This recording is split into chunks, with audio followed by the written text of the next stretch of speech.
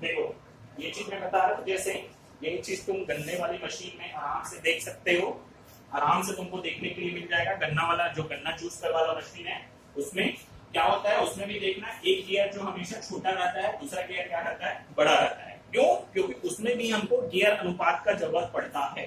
तो ये चीज है, छोटे वाले गियर को हमेशा क्या बोलते हैं, पिनियन बोलते हैं। ये भी एक प्रकार से गियर ही है, नाम बस चेंज कर दिया गया है, साइज में छोटा है, इस कारण क्या बोल दिया गया है इसको, पिनियन। ठीक है, नाम साइज में छोटा है इस कारण पिनियन बोल दिया गया है। ये तुम्हारा है गियर, गियर। ठीक है, तो इसको हम नाम दे देते हैं G1, इसको नाम दे देते हैं G2। मतलब ये है तुम्हारा गियर 1, ये है तुम्हारा गियर 2। तो हम क्या सोच के चलते हैं G1 में, G1 में दांत कितना है, C1 बराबर मान के चलते हैं 35, और ये कितना स्पीड से घूम रहे हैं, N1 बराबर लेके चलते हैं भाई 50 आरपीएम। क्यों? आरपीएम नहीं होता है, आरपीएम। ठीक है, मतलब ये वाला गियर जो तुम्हारा किससे जुड़ा है, मोटर से जुड़ा है। मोटर घूमता है तो ये गियर घूमता है, ये गियर घूमता है तो ये दोनों कांटेक्ट में है, तो ये वाले गियर को भी घुमाता है। अब ये हम मान के चलें कि इसका T1 बराबर 35 है, मतलब इसमें जो दांत है, दाता है वो कितना है, 35 है, और N1 बराबर 50, मतलब ये कितना आरपीएम में घूम रहा है, 1 मिनट में 50 चक्कर मार रहा है। वैसे ही G2 का देखिए, G2 बराबर क्या हो जाएगा, इसमें अब बड़ा है साइज में तो स्वाभाविक सी बात है, ये बड़ा रहेगा तो इसमें दांत भी ज्यादा रहेगा, तो इसको ले ले 50, और N2 बराबर हमको बाय द वे निकालना है, मतलब ये 50 की स्पीड आरपीएम की स्पीड से निकल रहा है, तो इसको हमको क्या करना है, निकालना है। ये चीज को कैसे निकालेंगे, वही चीज है, कैसे निकालेंगे, ये है गियर का सिद्धांत।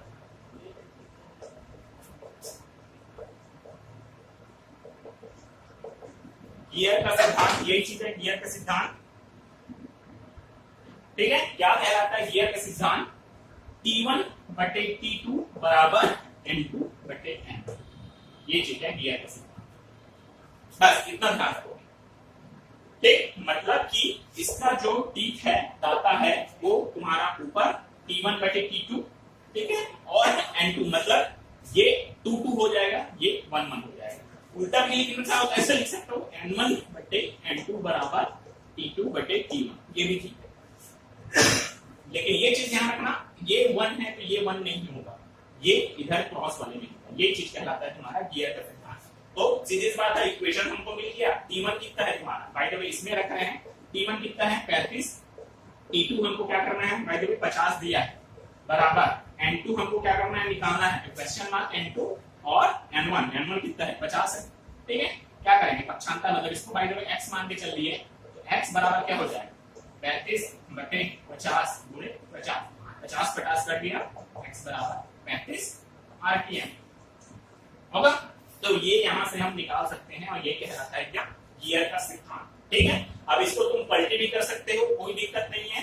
बस ध्यान रखना कि अगर ये 1 है तो इधर नीचे 1 रहेगा, ये 2 है तो इधर ऊपर 2 रहेगा।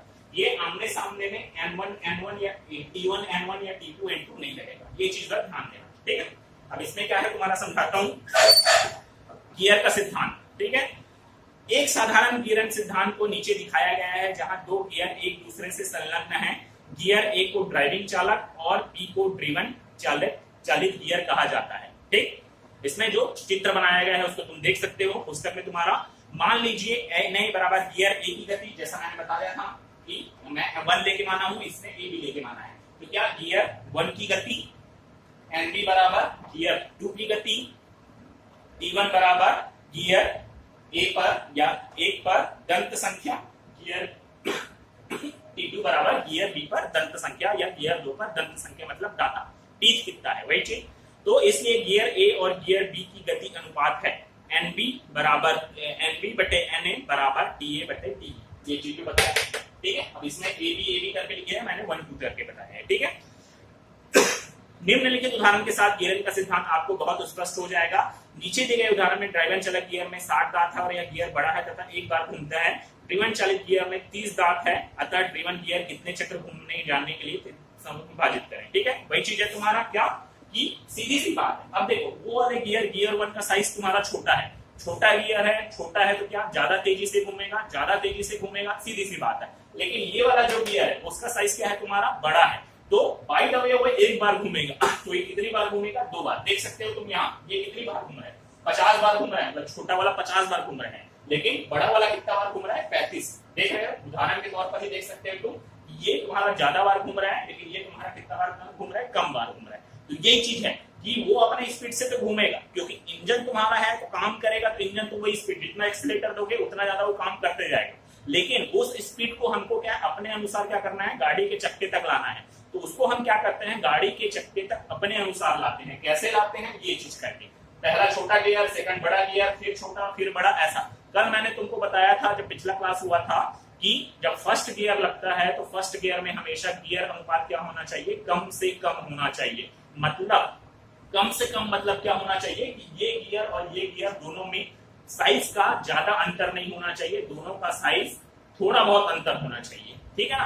क्यों? क्योंकि गियर अनुपात मतलब क्या? N1/N2। अब देखो N1 बाय द वे कितना है? 50 है, और अभी हमने कितना निकाला? 35 निकाला। कितना हो जाएगा ये तुम्हारा? कितना निकलेगा? 5 7 5 10/50 मतलब कितना हो जाएगा? 10/50 मतलब 1.728 4 ऐसा कुछ आएगा, 1.444। ये तुम्हारा गियर अनुपात है, ठीक है ना? अब वैसे ही हम बाय द वे उसको और छोटा कर देते, N1/N2 कर देते, तो N1 में कितना है तुम्हारा? 50 है, और बाय द वे ये तुम्हारा कितना आता? 40 आता बाय द वे। तो ये कितना आता? 1.25 आता है। 1 ये बड़ा है कि ये बड़ा है? स्वाभाविक सी बात है, ये बड़ा है। तो हमको क्या चाहिए? पहले गियर में क्या चाहिए? हमेशा छोटा चाहिए, छोटा गियर अनुपात। मतलब ये ध्यान रखना, पहला गियर जब लगता है तो छोटा अनुपात होना चाहिए। इस तरह इसका साइज और इसका साइज दोनों क्या रहना चाहिए? लगभग बराबर होना चाहिए। बराबर मतलब दोनों एक ही, लगभग एक साइज के होना चाहिए। एक साइज के नहीं होने चाहिए, लेकिन लगभग दोनों का अंतर बराबर के करीब होना चाहिए। तभी क्या होगा? गाड़ी उठ पाएगा। वैसे ही जब ज्यादा स्पीड बढ़ाओगे, तीसरे या चौथा गियर में आओगे, ज्यादा स्पीड का जब जरूरत पड़ता है, तो हमेशा क्या होना चाहिए? हमको गियर अनुपात क्या रहना चाहिए? बढ़ के रहना चाहिए। मतलब ये वाला गियर और ये वाला गियर दोनों के साइज में क्या होना चाहिए? अंतर होना चाहिए। अभी मैं तुमको 2 ही गियर के एग्जांपल दे रहा हूँ, लेकिन गाड़ी में कितना गियर लगते हैं? कल जो बताया था तुमको, गाड़ी में कम से कम 3 से 4 5 6 गियर रहते हैं ना। तो वही चीज बोल रहा हूँ, इन दोनों की बात नहीं कर रहा हूँ। गियर अनुपात किसके? जब चौथा गियर लगाओगे तो किसके किसके बीच में होगा? तीसरा और चौथा गियर के बीच में होगा। वो दोनों का साइज क्या होना चाहिए? अंतर होना चाहिए, कि एक गियर को छोटा होना चाहिए, दूसरे गियर को क्या होना चाहिए? बड़ा होना चाहिए, ठीक है? यही चीज। नीचे है 2 उदाहरणों में 2 गियर को संलग्न अवस्था में दिखाया गया है, जिसमें ड्राइवर गियर को एफर्ट और ड्रिवन गियर को लोड दर्शाया गया है। अथवा वेग अनुपात, वेलोसिटी रेशियो, गियर अनुपात, गियर रेशियो की गणना कैसे की जाती है दिखलाया गया है। इसको तुम देख सकते हो, बराबर देख सकते हो चित्र में आराम से। पहला में क्या किया गया है? पहला गियर में जैसे ये अभी उल्टा बनाया गया है, चित्र में देखना, उसमें पुस्तक में पहला गियर में पहले को बड़ा बनाया गया है, सेकंड को छोटा बनाया गया है। पहला गियर में 60 टीथ बताया गया है, सेकंड गियर में 30 टीथ बताया गया है। तो तुम कितना आएगा गियर अनुपात? 60/30 मतलब सॉरी, हाँ 60/30 आएगा। 60/30 मतलब कितना हुआ? 2 होगा। हाँ ठीक है, 2 होगा। तो इसमें क्या किया गया है? उल्टा किया गया, फिर ड्राइवर बटे ड्रिवन। तो ये चीज भी ध्यान रखना कि गियर अनुपात मतलब ड्राइवर बटे ड्रिवन।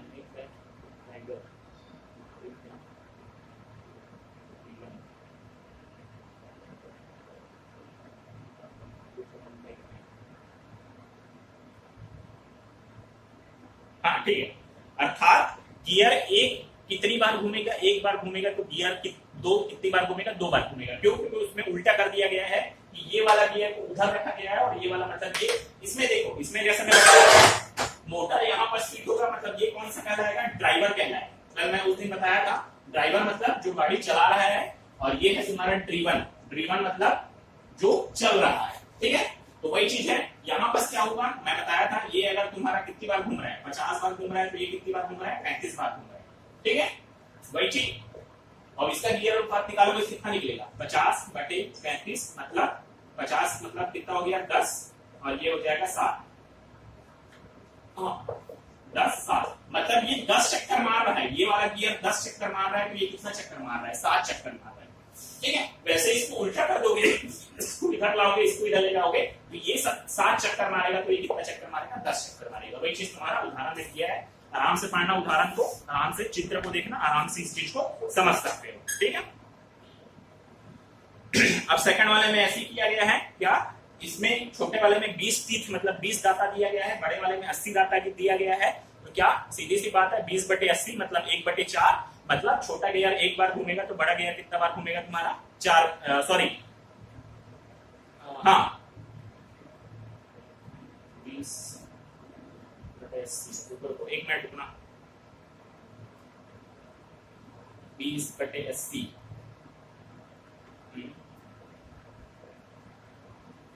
हाँ ठीक है, छोटा वाला तुम्हारा 4 चक्र घूमेगा तो बड़ा वाला तुम्हारा कितना चक्र घूमेगा, 1 चक्र घूमेगा। ये चीज का ध्यान रखना, ठीक है। छोटा वाला तुम्हारा 4 चक्र, जैसे इसमें देख रहे हैं ना, छोटा वाला 10 चक्र घूम रहा है तो बड़ा वाला कितना चक्र घूम रहा है, 7 चक्र घूम रहा है। वैसे ही दूसरा एग्जांपल है, जैसे देखो ना, छोटा वाला जब 4 चक्र घूमेगा, छोटा वाला जब 4 चक्र घूमेगा तो बड़ा वाला कितना चक्र घूमेगा, 1 चक्र घूमेगा, ठीक है। इसको तुम उदाहरण में देख सकते हो, ठीक है। अब आते हैं प्रोपेलर शाफ्ट, सरी प्रोल्यूशन जोड़, यूनिवर्सल जॉइंट। ये चीज मैं तुमको 9वीं में बता चुका हूं। जो एक सबसे शुरू में ट्रांसमिशन सिस्टम वाला भेजा था जिसमें ओपन जिप को समझा रहा था वो बंदा, उसमें भी तुम आराम से समझ सकते हो कि डिफरेंशियल क्या होता है, प्रोपेलर शाफ्ट क्या होता है, ये सब चीज उसने आराम से समझाया है। इसका मैं अलग से एक वीडियो बनाऊंगा, मेरे यहाँ एक गाड़ी खड़ा है, ट्रक खड़ा है, उसका मैं अलग से तुमको एक वीडियो बना के कल परसों तक भेजूंगा, ठीक है। तो इसको समझते हैं होता क्या है। संचारक की मुख्य शाफ्ट की घूर्णन गति को प्रोपेलर शाफ्ट के माध्यम से विभेदक डिफरेंशियल आवरण में वहन होती है, जिससे वाहन के पिछले पहिए घूमते हैं। पहले ही बता चुका हूं, शाफ्ट का काम यही है कि यह ऊर्जा को परिवहित करने का काम करता है, मतलब एक जगह की ऊर्जा को दूसरी जगह ले जाने का काम करता है। किसका, शाफ्ट का। प्रोपेलर शाफ्ट भी वही चीज है, तुम देखे होगे, हमेशा देखे होगे, कार का इंजन हो गया, ट्रक का इंजन हो गया, बस का इंजन हो गया, किस सामने लगा रहता है। अब उस इंजन की ऊर्जा जो टॉर्क निकल रहा है उसको हमको क्या पीछे चक्के तक भेजना है, तो कैसे भेजेंगे, वही बस उपयोग किया जाता है किसका, शाफ्ट का, ठीक है। और डिफरेंशियल, डिफरेंशियल के बारे में अभी बहुत कुछ तुमको पढ़ना है, मैं उस टाइम तुमको वीडियो भी भेज चुका था। डिफरेंशियल कैसे काम करता है, देखो शाफ्ट है तुम्हारा,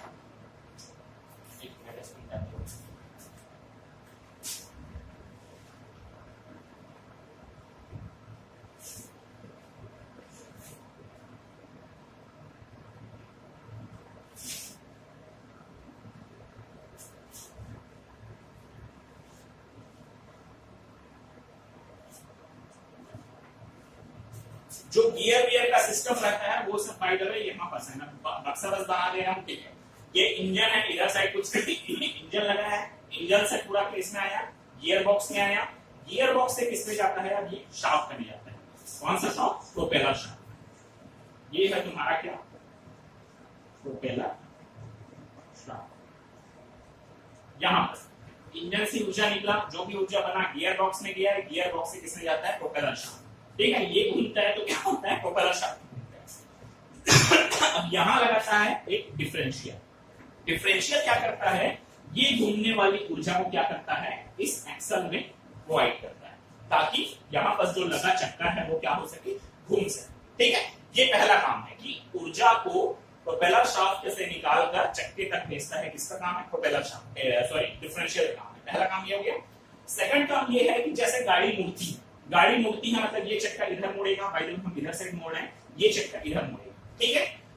तो ये क्या करता है डिफरेंशियल, जब गाड़ी मुड़ती है तो सीधी सी बात है, तुम गाड़ी को मोड़ के देखना, अब बाइक की बात नहीं कर रहा हूँ, 4 पहिया वाहन की बात कर रहा हूँ।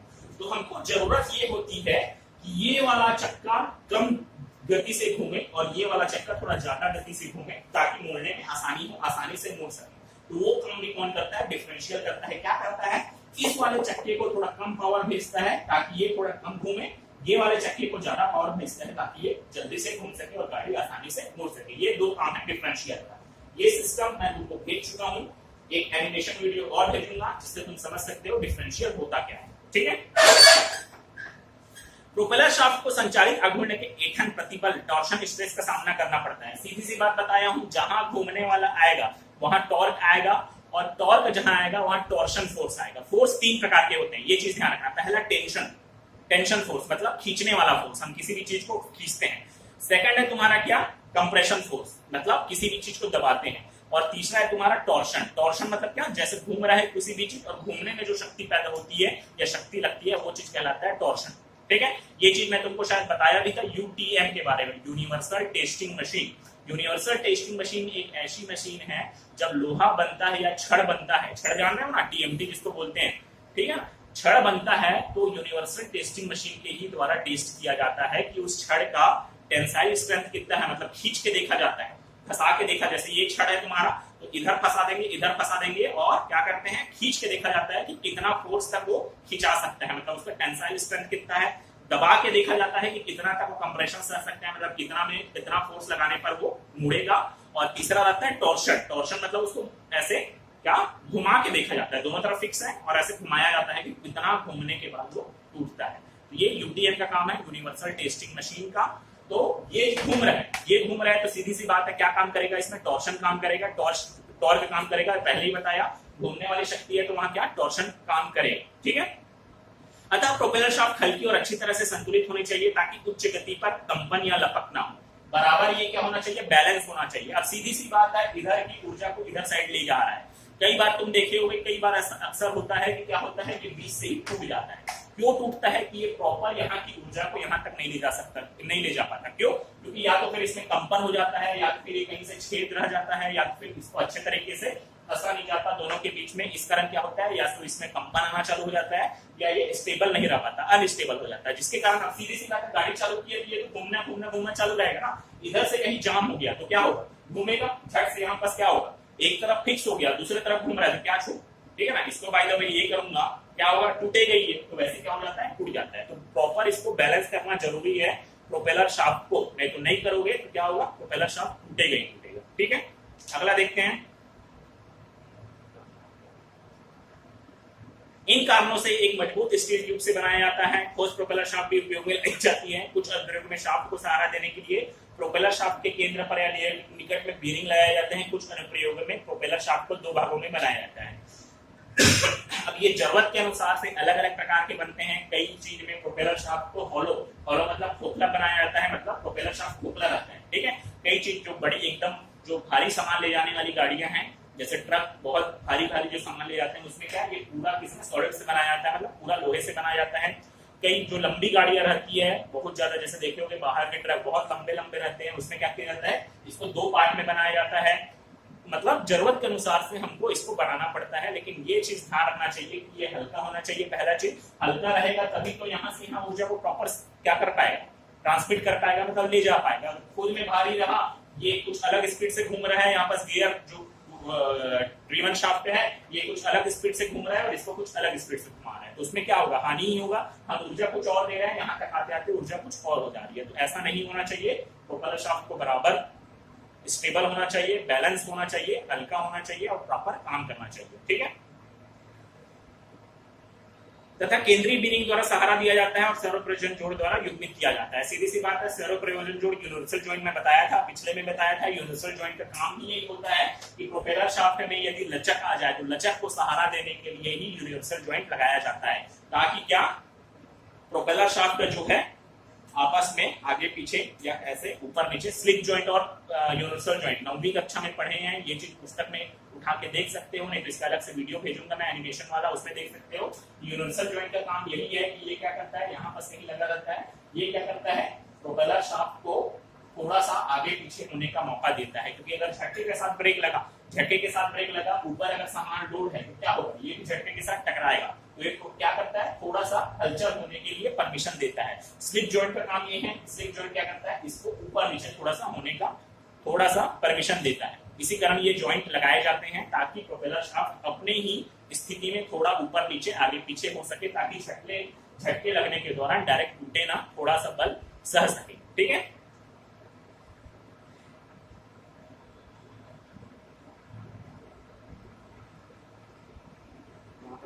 हाँ। इसे ध्यान में रखें कि संचारक की मुख्य शाफ्ट और विभेदक पिनियन के छोटे गियर एक क्षैतिज तल पर नहीं होते हैं।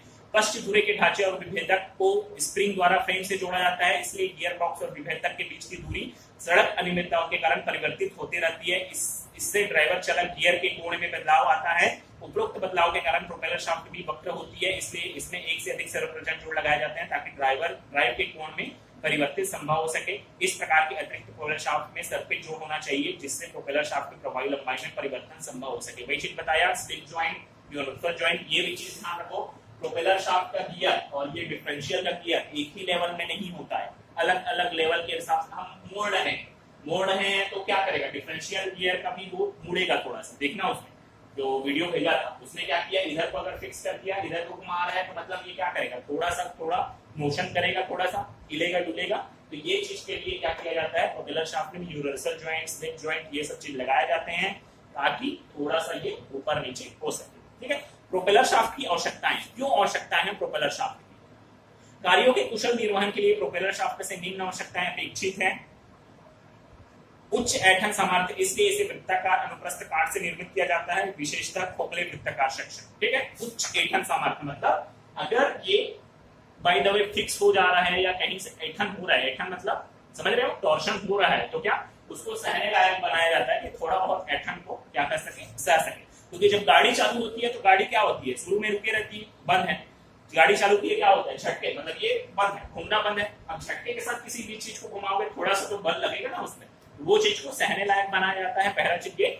इसी कारण इसको क्या हल्का और खोखला बनाया जाता है प्रायः। ठीक है, चीमा टफ और कठोरकृत आमतौर पर प्रेरण कठोरकृत। चीमा मतलब टफ, टफ मतलब क्या कि ऊर्जा को सोख सके अपने के अंदर और कठोर रहे, मतलब टूटे ना जल्दी। ठीक है, दक्षता पूर्वक वेल्डन, आमतौर पर जलमग्न आर्क कार्बन डाइऑक्साइड प्रक्रियाओं द्वारा वेल्डन, वेल्डिंग भी किया जाता है तो किसके द्वारा किया जाता है, आमतौर पर जलमग्न आर्क वेल्डिंग के द्वारा या कार्बन डाइऑक्साइड प्रक्रियाओं द्वारा वेल्डन किया जाता है। बाय द वे अगर बीच में टूट गया या इसमें कहीं जोड़, जैसे मैं बताया बहुत लंबा लंबा अगर बनाया जाता है तो क्या उसको वेल्डिंग करके भी बनाया जाता है, तो किसके द्वारा बनाया जाता है, दक्षता पूर्वक वेल्डन के द्वारा। दक्षता पूर्वक मतलब जो जलने वाला वेल्डिंग है उसके द्वारा वेल्डिंग किया जाता है। गतिकी रूप से संतुलित, इसका परिणाम इलेक्ट्रिक संतुलन मशीन पर किया जाता है। ठीक है, संतुलित होना चाहिए मतलब यहाँ पर ये जितना तेज घुमा रहा है उसको, यहाँ पर भी ये प्रोपेलर शाफ्ट इसको डिफरेंशियल को उतनी तेज गति से घुमाना चाहिए। अगर संतुलित नहीं होगा तो वही चीज बता रहा हूँ, ऊर्जा की हानि होगी। यहाँ पर ये इसको अलग गति से घुमाएगा और यहाँ पर से अलग गति से इसको घुमाएगा, तो ऐसा नहीं होना चाहिए, संतुलित होना चाहिए। ठीक है, निम्न प्रतिबल फिलेट त्रिज्याओं का घर्षण केंद्रित घर्षण मशीन पर किया जाता है। निम्न प्रतिबल संकेंद्रण फिलेट त्रिज्याओं का घर्षण केंद्र रहित घर्षण मशीन द्वारा किया जाता है। निम्न प्रतिबल संकेंद्रण, इसका मैं बताता हूँ इसका मतलब क्या होता है। निम्न प्रतिबल संकेंद्रण इसके बताता हूँ क्या होता है। ठीक है, उच्च आघात के तहत कम प्रमाण थ्रस्ट भार, मतलब अगर भार लग रहा है इसमें तो उसको भी सहने लायक होना चाहिए। उच्च आघूर्ण के तहत कम प्रमाण मतलब अगर एकदम ही ज्यादा इसमें भार आ जा रहा है, मतलब गाड़ी एकदम ही ज्यादा लोड है, लोड ले रही है, या तो फिर गियर में, मैं जैसे पहले भी बताया कि गियर बॉक्स किससे डूबा रहता है, पूरा ऑयल से डूबा रहता है। तो बाय द वे उसमें ऑयल की कमी आ गई, ऑयल की कमी आ गई तो क्या होगा, गियर में क्या होगा, घर्षण होगा, घर्षण होगा तो ये घर्षण इधर भी आएगा, तो वो सब चीज सहने लायक होना चाहिए। ठीक है, उच्च फटिक सेवा काल, इसे प्राप्त करने के लिए यह बेहतर गुणवत्ता वाले स्टील से बनाए जाते हैं। फटिक सेवा काल मतलब बहुत जल्दी टूटना नहीं चाहिए, बहुत दिन तक चलना चाहिए, तभी टूटना चाहिए या खराब होना चाहिए, इसी कारण इसको अच्छे गुणवत्ता वाले स्टील से बनाया जाता है। ठीक है, प्रोपेलर शाफ्ट के आकार के चयन निम्नलिखित मूल मानकों पर निर्भर करते हैं। किस आकार का होना चाहिए, ये चीज निम्नलिखित मानकों पर निर्भर करता है। पहला, सशक्त संचालन अपूर्ण, सशक्त सही पूर्ण, पावर स्ट्रोक, वांछित सेवा काल, पावर स्ट्रोक, मतलब इसका भी कभी कभी आकार होता है, ये अक्सर गोल नहीं रहता। ठीक है ना, वाहनों के उपयोग के अनुसार इसका भी डिजाइन अलग अलग रहता है। हम लोग जो वाहन देखते हैं, ट्रक हो गया, कार हो गया, उसमें अक्सर ये गोल शेप का रहता है, मतलब शाफ्ट जैसे रहता है। लेकिन कई वाहनों में इसको आयताकार भी बनाया जाता है, कई वाहनों में जरूरत के अनुसार अलग अलग शेप का बनाया जाता है। ठीक है, सर्व प्रयोजन जोड़, यूनिवर्सल ज्वाइंट। यूनिवर्सल ज्वाइंट क्या होता है ये चीज देखते हैं। ठीक है, जब दो शाफ्ट कोण पर संयुक्त होती है तो आघूर्ण संचारित करने के लिए सर्व प्रयोजन जोड़ प्रयोग किया जाता है। मतलब सीधी सी बात है, यदि हमको दो शाफ्ट को आपस में जोड़ना है, ठीक है, तो इसके लिए क्या प्रयोग किया जाता है, हमेशा यूनिवर्सल ज्वाइंट का प्रयोग किया जाता है। ये चीज हमेशा ध्यान रखना। ठीक है, और एक कोण पर जोड़ना है। ठीक है, हम डायरेक्ट वेल्डिंग भी कर सकते हैं, इस जोड़ का कोई मतलब नहीं है, by the way direct welding कर दिया, क्या होगा, वेल्डिंग से कोई फायदा नहीं होगा। इस जोड़ को क्या कारण से बताया हूं, क्यों, क्योंकि ये जोड़ रहता है तो शाफ्ट को थोड़ा परमिशन देता है कि ये ऊपर नीचे या आगे पीछे हिल सके। यही मेन कारण है यूनिवर्सल ज्वाइंट या स्लिप ज्वाइंट लगाने का। ठीक है, मोटर वाहन की संचालन प्रणाली में संचारक की मुख्य शाफ्ट, प्रोपेलर शाफ्ट और विभेदक पिनियन शाफ्ट एक लाइन में नहीं होते हैं, अतः इन्हें आपस में बंधन के लिए सर्व प्रयोजन जोड़ का प्रयोग किया जाता है, जो संचारक की मुख्य शाफ्ट को प्रोपेलर शाफ्ट से जोड़ता है। ये चीज मैं अभी बताया, क्या चीज, कि मोटर वाहन की संचालन प्रणाली में संचारक की मुख्य शाफ्ट मतलब जो ड्राइवन शाफ्ट है वो, प्रोपेलर शाफ्ट मतलब ये वाला, और डिफरेंशियल, ये तीनों एक ही लाइन में नहीं होते हैं। इनको क्या है, गियर बाय गियर दर गियर जोड़ के वो किया जाता है, एक लाइन में लाया जाता है। तो इसी को करने के लिए क्या किया जाता है, यूनिवर्सल जॉइंट का प्रयोग किया जाता है ताकि ये थोड़ा सा ऊपर नीचे आगे पीछे हो सके। ठीक है, मतलब एक लाइन में तो रहते हैं, लेकिन क्या गियर दर गियर को फिट करके एक से दूसरे जगह फिट करके पावर ट्रांसफर करने के लिए इसको किया जाता है। ठीक है, प्रोपेलर शाफ्ट के दूसरे छोर और विभेदक पिनियन शाफ्ट को जोड़ने के लिए एक अन्य सर्वप्रयोजन जोड़ का प्रयोग किया जाता है। इस प्रकार से तीन शाफ्ट के बीच बंधन लचीला और एक दूसरे के साथ कोण पर होता है। सर्वप्रयोजन जोड़ न केवल आघूर्ण को कोण पर संचारित करता है अपितु सतत परिवर्तन कोण पर भी संचारित करता है। वही चीज कि यहाँ पर और एक यूनिवर्सल जॉइंट जोड़ दिया जाता है। ठीक है, जिसके कारण क्या होता है, शाफ्ट को थोड़ा मदद मिलता है कि वो ऊपर नीचे आगे पीछे हो सके। ठीक है, एक साधारण सर्वप्रयोजन जोड़ दो वाई आकार के युग्म है जिसमें से एक चालक ड्राइविंग शाफ्ट पर, दूसरा चलित ड्रिवन शाफ्ट पर लगाया जाता है। ठीक है, मतलब वही चीज कि वाई शेप में रहता है, ये तुम्हारा चालक शाफ्ट, मतलब ये प्रोपेलर शाफ्ट ही है, लेकिन एक प्रकार से देखोगे तो क्या है, ये चालक शाफ्ट है क्योंकि यहाँ से आ रहा है, मतलब ड्राइविंग शाफ्ट है, और ये क्या है, ड्रिवन, मतलब ये शाफ्ट इस शाफ्ट को घुमाएगा। प्रोपेलर शाफ्ट पूरा एक ही है, ये चीज ध्यान रखना। लेकिन जब बीच में क्या आ जाता है, यूनिवर्सल जॉइंट हो जाता है, तो ये दो शाफ्ट में बदल जाते हैं। ठीक है, और दोनों को जोड़ने के लिए किसका प्रयोग किया जाता है, यूनिवर्सल जॉइंट का प्रयोग किया जाता है। ठीक है, तो वाई आकार के रहते हैं, एक को इसमें लगाया जाता है, दूसरे को इसमें लगाया जाता है। शेप को तुम देख सकते हो नीचे। और तिर्यक खंड क्रॉस पीस जिसे स्पाइडर कहा जाता है से बनता है। स्पाइडर की चार भुजाएं जिन्हें टेक ट्रेंड कहते हैं, जो शाफ्ट योग के सिरों में बेरिंग में संकुचित किया जाता है। ड्राइविंग और ड्रिवन शाफ्ट आपस में एक कोण पर होती है तथा योग में बेरिंग योग को एक चक्र में टेक के चारों ओर झूलने का अवसर प्रदान करता है। ये सब चीज मैं वीडियो में भेजूंगा। यूनिवर्सल जॉइंट का अलग से वीडियो है, एनिमेशन वाला वीडियो है, उसको भेजूंगा। उसमें आसानी से तुम समझ सकते हो कि इसमें क्या क्या चीज बोलना जा रहा है, कहाँ पर बेरिंग रखता है, कहाँ पर ड्रिवन शाफ्ट, कहाँ पर ड्राइविंग शाफ्ट, दोनों को कैसे जोड़ा जाता है, डिफरेंशियल को कैसे जोड़ा जाता है, ये सब चीज उस वीडियो में तुम देख सकते हो। ठीक है, एक सरल सर्वप्रयोजन जोड़ एक समान रूप से गति को संचालित नहीं कर सकता जब शाफ्ट एक कोण का संचरण कर रही हो, सिवाय अविरत वेग प्रकार के सर्वप्रयोजन जोड़ के। क्योंकि धुरी पिने एक सतह पर नहीं घूमती है, इसलिए ड्रिवन शाफ्ट की लंबाई एक चक्र में 2 बार उच्चतम सीमा तक बढ़ेगी और न्यूनतम सीमा तक कम होगी। यद्यपि इस परिवर्तन का परिणाम छोटा है, परंतु इसे दो सर्वप्रयोजन जोड़ों द्वारा न्यूनतम किया जा सकता है। दो जोड़ों को इस प्रकार से व्यवस्थित किया जाता है कि प्रत्येक जोड़ का असमान होना एक दूसरे को बेअसर कर सके। ये सब चीज क्या होता है, यूनिवर्सल जॉइंट देखोगे कैसा कार्य करने का तरीका है, वो सब चीज तुमको वहां से पता चल जाएगा। यूनिवर्सल जोड़ों के प्रकार, पहला है तुम्हारा तिर्यक क्रॉस, सेकंड है सशस्त्र प्रकार, तीसरा है रबड़ युग्म, चौथा है कॉर्ड प्रकार के जोड़ और ले रब प्रकार के जोड़। ये सब चीज तुम इसमें देख सकते हो, इसमें चित्र में देख सकते हो। डिफरेंशियल कहां पर है, यूनिवर्सल जॉइंट कहां पर है, प्रोपेलर शाफ्ट कहां पर फिट होता है, ये सब चीज तुम अच्छे से चित्र में देख सकते हो। बाकी मैं तुमको वीडियो भेजूंगा, वहां से तुमको देखने के लिए मिल जाएगा। तुम्हारा ट्रांसमिशन सिस्टम कंप्लीट है। मैं 3-4 वीडियो इसके बाद और भेजूंगा। पहले मेरा वीडियो पूरा ये सब देखना, उसके बाद बताना, उसके बाद मैं वो सब वीडियो भेजूंगा, आराम से एक एक करके उसको देखते जाना। ठीक है, इसमें वही चीज का दिक्कत है, मैं तुमको लिख के भी समझाऊंगा, तुमको समझ में नहीं आने वाला। क्यों? क्योंकि ये सब चीज 3D का कमाल है, वीडियो देखोगे तभी समझोगे, या तो फिर जब प्रैक्टिकल करोगे, जब तुम्हारे पास गाड़ी रहेगा, ओपन गाड़ी रहेगा, तभी तुम समझ पाओगे। ये सब चीज मैं चित्र में बताऊंगा, या तुम चित्र में भी देखोगे तो समझ में नहीं आएगा तुम्हारा। ठीक है, तो इसके यही मेन काम है कि इसमें अच्छे से तुम वीडियो देखो, एनिमेशन वीडियो देखो, जो मैं भेज रहा हूँ भेजूंगा, उसको देखो बराबर, और उसके बाद फिर फैसला करो कौन सा चीज समझ में आया, कौन सी चीज नहीं समझ में आया, पूछो आराम से, और उसके बाद मैं वो सब वीडियो भेजते जाऊंगा, आराम से उसको लिख करके देखते जाऊंगा। ठीक है, ये तुम्हारा कंप्लीट है क्या ट्रांसमिशन सिस्टम।